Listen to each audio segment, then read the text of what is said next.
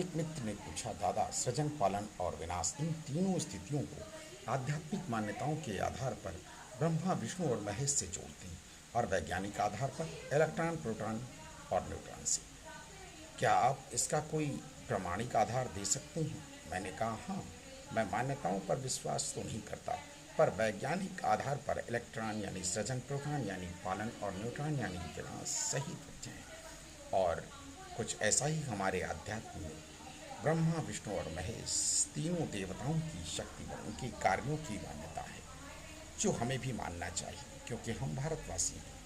पर हम इसे प्रत्यक्ष रूप में अपने शरीर में भी देख सकते हैं।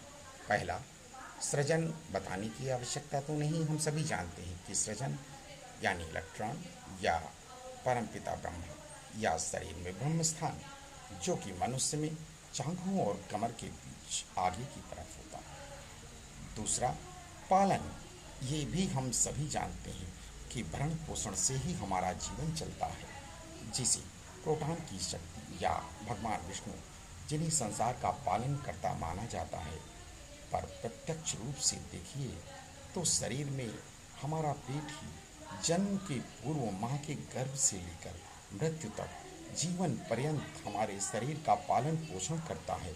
यानी तुम्हारे भगवान विष्णु यहाँ बैठकर तुम्हारी शरीर रूपी सृष्टि का जैसे जिसे चाहिए वैसा नियंत्रण करते हैं। पर जब आप अपने मन के वशीभूत होकर इस पेट या क्षीर सागर के साथ अन्याय करते हैं, यानी अप्राकृतिक खान पान, रहन सहन या इसकी इच्छा के विरुद्ध कार्य करते हैं, तो यही भगवान विष्णु या पेट आपको अनेक भयानक रोगों को आपके शरीर में फैला देते हैं। बताने की आवश्यकता नहीं है, आप सब जानते हैं।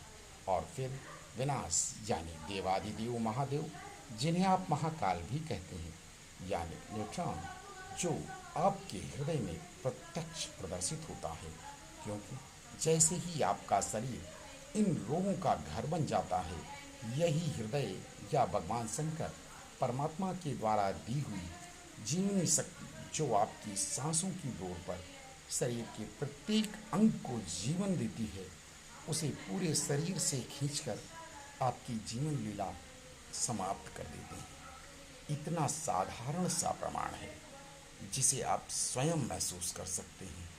मैं क्या कह सकता हूँ। राधे राधे, नमो